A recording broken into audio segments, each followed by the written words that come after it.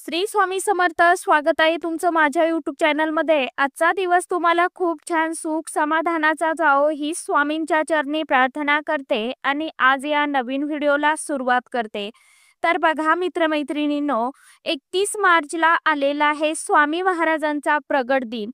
या प्रगट दिनाच्या काळामध्ये जर आपण काही सेवा केल्या, काही उपाय केले, महाराजांना अगदी मनापासून आणि आतुरतेने मारलेली हाक स्वामी महाराज हे नक्कीच आपली ऐकत असतात आणि आपण ज्या काही सेवा उपाय करतो तर त्या सेवेचे कित्येक पटीने आपल्याला महाराज नक्कीच पुण्यफळ जे आहे तर ते प्राप्त करून देत असतात. कारण की या काळामध्ये दत्ततत्व हे 1000 पटीने कार्यरत असतं. आता या काळामध्ये कुणी स्वामी चरित्र सारामृताचं पठण करत आहे, पारायण करत आहे, तर कुणी गुरुचरित्राचं पारायण देखील करत आहे, कुणी तारक मंत्रांची सेवा करत आहे, तर कुणी नुसती माळीवरती सेवा करत आहे, तर काही नामस्मरणाची सेवा देखील करत आहे. ज्यांच्या परीने ज्यांना जसं शक्य होईल त्यांच्या नुसार ते सेवा करत आहे सेवेकरी. तर चला, प्रत्येक जण प्रत्येकाच्या आवडीनुसार वेळेनुसार सेवा करत आहेत. आता 31 मार्चला श्री स्वामी समर्थ महाराजांचा प्रगट दिन आहे. या दिवशी आपल्याला एका नारळाचा अतिशय अत्यंत प्रभावी उपाय करायचा आहे. हा उपाय केल्याने आपली कितीही कठीणातील कठीण इच्छा असो ती देखील पूर्ण होईल. आपल्या आयुष्यातील दुःख, दारिद्र्य, गरिबी, इडापिडा जी आहे तर ती देखील महाराज नक्कीच पूर्ण करतील.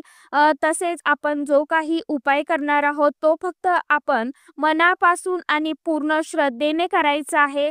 त्याचबरोबर हा उपाय करत असताना तुम्हाला सूतक असेल किंवा पिरियड्स असेल तर या काळामध्ये आपल्याला हा उपाय करायचा नाही.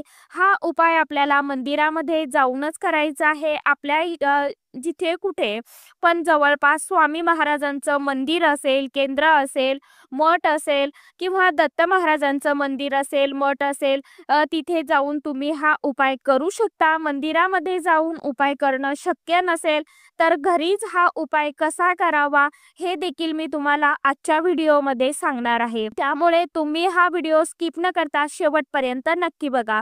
चॅनलवरती तुम्ही जर हा व्हिडिओ पहिल्यांदा बघत असाल तर चॅनलला आवर्जून सबस्क्राईब करा आणि असेच नवनवीन माहितीपूर्ण व्हिडिओ बघण्यासाठी समोरील बेल आयकॉनलाही प्रेस करा.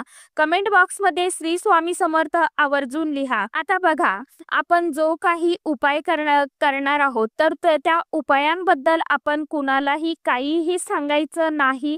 आपण कोणत्या इच्छेसाठी करत आहोत, आपण फक्त हा उपाय जो आहे तर तो गुप्त करायचा आहे. एखाद्या व्यक्तीला खूपच गरज असेल तर त्या व्यक्तीला तुम्ही कसं सांगू शकता, परंतु भरपूर वेळा आता तुम्ही कसं सांगायचं आहे तर त्यांना जर काही समजा अडचण असेल तर आता तुम्हाला मदत करायची आहे तर तुम्ही सांगा की तुमची काय समस्या असेल, तुम्ही त्या समस्येसाठी हा उपाय करा.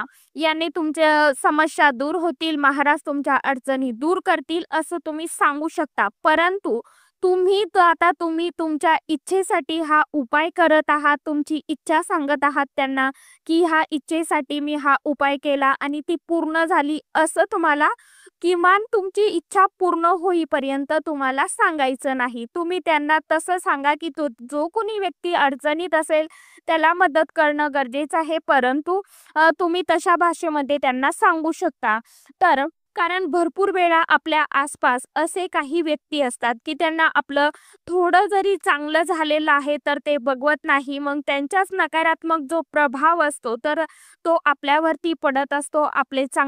आपण चांगले आहोत म्हणून आपल्याला प्रत्येक व्यक्ती ही चांगलीच वाटत असते, परंतु माणसं ओळखायला शिकणं हे देखील खूप गरजेचं आहे. आता स्वामी महाराजांच्या प्रगट दिनाच्या दिवशी आपण सकाळी लवकर उठायचं आहे. अगदी तुम्ही ब्रह्ममुहूर्तावरती उठलं तरी पण चालेल. ब्रह्ममुहूर्तावरती आपण जी काही पूजा, सेवा, अर्चा प्रार्थना करतो, अशी सेवा करतो, त्या सेवेचं देखील आपल्याला अगणित फळ जे आहे तर ते मिळत असतं. कारण की त्या वेळेमध्ये वातावरणामध्ये शांतता ही खूप असते. आपण जी काही पूजा करतो त्या पूजेमध्ये देखील आपले लक्ष हे केंद्रित होत असतं. आणि आता या दिवशी तुम्हाला जी काही सेवा करायची आहे तर ती सेवा तुम्ही अगोदरच करून घ्यायची आहे आणि मग स्वामी चरित्र सारामृत पठण करायचा असेल किंवा इतर काही तुमच्या सेवा असतील तुम्ही संकल्प घेतलेल्या, तर त्या सेवा तुम्ही घरी करायच्या आहेत. आता यानंतर आपल्याला औदुंबर वृक्षाजवळ जायचं आहे, औदुंबराच्या झाडाजवळ जायचं आहे. औदुंबराचं झाड म्हणजे उंबराचं झाड. तिथे गेल्यानंतर एक उपाय करायचा आहे. आता आपल्या इथे जिथे कुठे पण जवळपास औदुंबराचा वृक्ष असेल, मग अगदी तुमच्या शेतामध्ये असेल किंवा जवळपास असेल, स्वामी महाराजांच्या दत्त महाराजांच्या मंदिराच्या बाहेर असेल, मंदिराजवळ जवळपास असेल औदुंबराचं झाड, हे बघायला मिळतंच. तुम्ही तिथे गेला आणि तिथे केला तरी पण चालेल.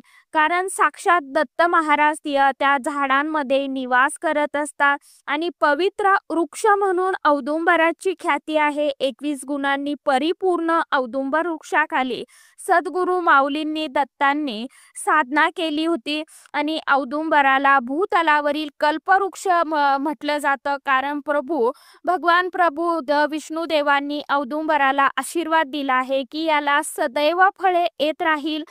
त्याचबरोबर झाडांचं पूजन व भक्तीने पूजा सेवा करणाऱ्याच्या मनातील सर्व इच्छा मनोकामना पूर्ण होतील. या झाडांचं दर्शन केल्याने उग्रता शांत होईल. या झाडाच्या नियमित प्रदक्षिणा केल्याने अपत्य प्राप्ती होईल. औदुंबराच्या सेवेनं जन्मांतरीची पापे नष्ट होतात व इच्छित फलप्राप्ती होते. आता आपल्याला एक नारळ घ्यायचा आहे. नारळ हा पाण्याने भरलेला असावा, असाच नारळ आपल्याला घ्यायचा आहे आणि भगवान विष्णू देवाने पृथ्वीवर अवतार घेताना देवी माता लक्ष्मी नारळाचे झाड आणि कामधेनू सोबत पृथ्वीवर आणले होते. नारळाच्या झाडाला कल्पवृक्ष असं देखील म्हटलं जातं, ज्यामध्ये ब्रह्मा विष्णू आणि महेश या त्रिमूर्ती देवांचा निवास असतो. नारळ भगवान शंकरांना खूप प्रिय आहे. नारळावर असलेल्या 3 डोळ्याची तुलना भगवान शंकराच्या त्रिनेत्राशी केली जाते. म्हणूनच नारळ अतिशय शुभ मानला जातो आणि पूजेत वापरला जात असतो. आता यानंतर आपल्याला जो लाल पिवळा धागा असतो, ज्याला आपण कलाव्याचा धागा म्हणतो किंवा पचरंगी सुताचा धागा म्हणतो किंवा रोली मौली, तुम्ही जे काय म्हणत असाल ते. आता तुम्हाला हा धागा जो आहे तर जिथे कुठे पूजेचं साहित्य मिळतं तिथे तुम्हाला मिळून जाईल. अगदी घरामध्ये अगोदरचा रीळ असेल, धागा असेल तुमच्याकडे तर तुम्ही तो देखील घेऊ शकता. फक्त वापरलेला धागा आपल्याला जो कलाव्याचा आहे तर तो घ्यायचा नाही आणि लाल पिवळा धागा जर मिळालाच नाही तर आपल्याला सफेद रंगाचा धागा घ्यायचा आहे आणि सफेद दोरा आपल्याला 7 वेळा घ्यायचा आहे. हे 7 सफेद दोरे आपल्याला एकत्र करायचे आहे आणि आपल्याला याला हळदी कुंकू लावून पिवळं करून घ्यायचं आहे. अशा प्रकारे तुम्ही जो धागा आहे तर तो बनवून घेऊ शकता. आता जो काही कलाव्याचा धागा आहे तर तो आपल्याला नारळाला बांधायचा आहे. 3 वेळा आपण गुंडाळायचा आहे. आता याची आपल्याला गाठ मारायची नाही, तर आपल्याला हा अडकून घ्यायचा आहे. यानंतर आपल्याला खडी साखर घ्यायची आहे. आपण जो नारळ लाल पिवळा धागा त्याला गुंडाळलेला आहे त्यावरती आपण खडी साखर ठेवायची आहे. त्याचबरोबर आपण थोडेसे अखंड तांदूळ घ्यायचे आहे. अगदी 5 किंवा 7 अखंड तांदूळ ठेवले तरी पण चालेल. हे तांदूळ देखील आपण लाल पिवळे करून घ्यायचे आहे आणि ते देखील आपण त्या खडी साखरेवरती ठेवायचे आहे.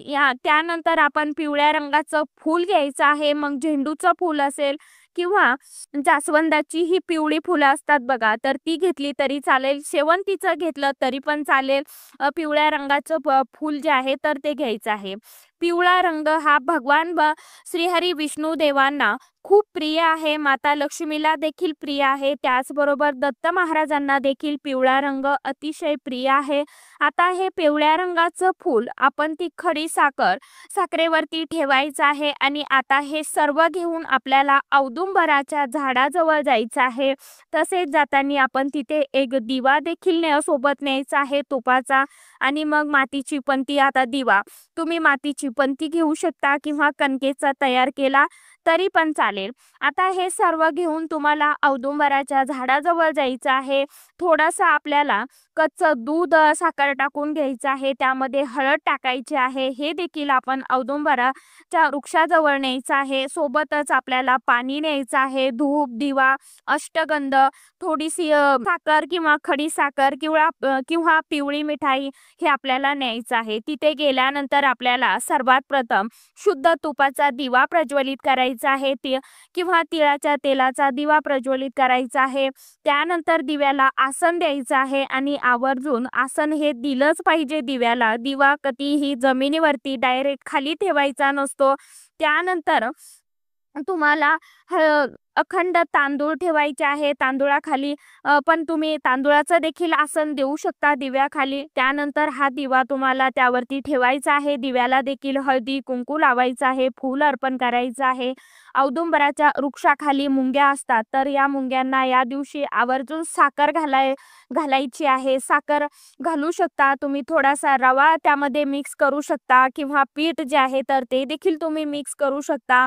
आता तिथे गेल्यानंतर तुम्हाला पण औदुंबराच्या वृक्षाखाली ज्या काही मुंग्या असतात त्या मुंग्यांना तुम्ही खाण्यासाठी काही जे असे पदार्थ आहेत तर ते टाकू शकता. कारण की या दिवशी आपल्याकडून जेवढी सेवा होईल तेवढी सेवा आपण आवर्जून करायची आहे. अगदी रोज आपल्याला जमत असेल तर रोज देखील तुम्ही हा उपाय करू शकता. यामुळे देखील आपल्या आयुष्यातील दुःख, दारिद्र्य, गरिबी ही दूर होण्यास मदत होत असते व आपली चहूबाजूने प्रगती देखील होत असते. आता यानंतर आपण नारळ, खडी साखर आणि त्यावरती थोडेसे अखंड तांदूळ तसेच फूल ठेवायचं आहे. आपण औदुंबराच्या झाडाचं मनोभावे पूजन करायचं आहे. आपण आपल्या हाताने हे नारळ आपल्या हातामध्ये पकडायचं आहे आणि आपली जी काय कठीणातील कठीण इच्छा आहे, मनोकामना आहे तर ती औदुंबराच्या वृक्षाजवळ व्यक्त करायची आहे. मग कठीणातील कठीण कोणतीही इच्छा असेल असो, पैसा येत नसेल किंवा पैसा घरामध्ये टिकून राहत नसेल किंवा खूप कष्ट मेहनत करत आहे परंतु आपल्या कष्टाला मेहनतीला पाहिजे तसं फळ मिळत नाही किंवा कष्टाला नशिबाची साथ मिळत नाही, संतान प्राप्ती होत नाही किंवा विवाह जो आहे तर तो जुळत नाही, नोकरी मिळत नाही, जे काही आहे ते मनापासून आणि पूर्ण श्रद्धेने तुम्हाला औदुंबराच्या झाडासोबत व्यक्त करायचं आहे, सांगायचं आहे. कारण औदुंबराच्या झाडामध्ये साक्षात स्वामी महाराजांचा वास असतो आणि दत्त महाराजांचा देखील निवास असतो. तर आपल्याला हे औदुंबराला सांगायचं आहे आणि यानंतर औदुंबर वृक्षाला आपण प्रदक्षिणा करायच्या आहे. नारळ हातामध्येच ठेवायचा आहे. 11 प्रदक्षिणा करायच्या आहे. प्रदक्षिणा करून एक मंत्र आपल्याला म्हणायचा आहे. तो मंत्र असा आहे, ओम द्रा दत्तात्रेया स्वामी समर्थाय नम. ओम द्रा दत्तात्रेया स्वामी समर्थाय नम या मंत्राचा आपल्याला जप करायचा आहे. अगदी तुम्ही 11 प्रदक्षिणा करत असताना हा मंत्र जप करू शकता. आता मंत्र जप करून झाल्यावरती परत औदुंबर वृक्षाचं आपण दर्शन घ्यायचं आहे आणि आता आपण हा नारळ घेऊन आतमध्ये जायचं आहे. मग स्वामी महाराजांच्या मंदिर असेल किंवा दत्त महाराजांचं मंदिर असेल तर तिथे आपल्याला आतमध्ये जायचं आणि मंदिरामध्ये गेल्यानंतर आपण हा नारळ आपल्या हातामध्ये पकडायचा आहे आणि आपण डोळे बंद करायचे आहे. स्वामी महाराजांचा चेहरा आपण आपल्या डोळ्यांसमोर आणायचा आहे आणि आपली जी काही इच्छा मनोकामना आहे तर ती सांगायची आहे. तुमचं नाव, तुमचं गोत्र बोलायचं आहे. त्यानंतर तुमची इच्छा मनोकामना कठीणातील कठीण कोणतीही इच्छा असो तर ती स्वामींना सांगायची आहे. स्वामींना मनापासून सांगा की अगदी तळमळीने कळकळीने सांगायची आहे आणि तुम्ही मनापासून तुमची इच्छा सांगून बघा. इच्छा नक्कीच स्वामी महाराज पूर्ण करतील.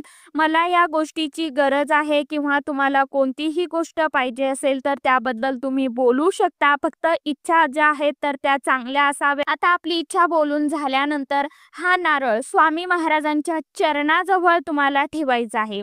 चरणाजवळ ठेवत असताना देखील आपण आपली इच्छा मनोकामना परत व्यक्त करायची आहे, बोलत राहायचं आहे. हा नारळ त्यावरती खडी साखर, तांदूळ तसेच पिवळे फूल तसेच आपण स्वामी महाराजांच्या चरणाजवळ ठेवायचे आहे. आता या दिवशी महाराजांच्या मंदिरामध्ये खूप गर्दी असणार आहे, कारण प्रत्येकांना स्वामींचं वेड आहे. कित्येक स्वामी सेवेकरी आहे, त्यामुळे उपाय करणं शक्य होत नाही. अशा वेळी जर स्वामी महाराजांच्या मंदिरात बाहेर जिथे कासव असेल तर त्या कासवाजवळ जरी तुम्ही ठेवलं हे नारळ तरी पण चालेल किंवा औदुंबराच्या झाडाखाली ठेवलं तरी पण चालेल. फक्त तुम्ही तुमची इच्छा बोलून नारळ ठेवला तर तरी पण चालेल. आता ज्यांना या दिवशी मंदिरामध्ये जाणं शक्य नसेल तर त्या व्यक्तींनी औदुंबराचे दर्शन घेऊन घरीच हा स्वामी महाराजांच्या मूर्तीसमोर नारळ ठेवायचा आहे. नंतर जेव्हा पण तुम्ही मंदिरात केंद्रात जाल तेव्हा तुम्ही हा नारळ तिथे तुम्ही स्वामींच्या मंदिरामध्ये केंद्रामध्ये अर्पण करू शकता.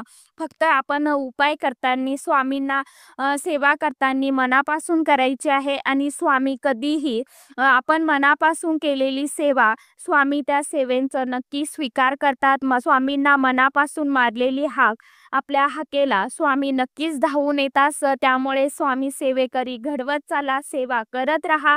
स्वामी आपोआप एक ना एक दिवस मेवा देणारच आहे. कष्ट तर करणं भागच आहे, कष्ट तर गरजेचेच आहे, परंतु कष्टाला आणि मेहनतीला साथ म्हणून आपल्याला सेवा उपाय हे करणं गरजेचे असतात. तर चला अशा साध्या आणि सोप्या पद्धतीने तुम्हाला हा उपाय जो आहे तर तो करायचा आहे स्वामी प्रगट दिनाच्या दिवशी. तर चला आजच्या व्हिडिओमध्ये इतकीच माहिती होती. कशी वाटली नक्की सांगा. व्हिडिओ आवडला तर चॅनलला आवर्जून लाईक, शेअर, सबस्क्राईब जरूर करा. परत भेटूया नवीन माहितीसोबत, नवीन व्हिडिओसोबत. तोपर्यंत सर्व माझ्या यूट्यूब परिवाराला श्री स्वामी समर्थ.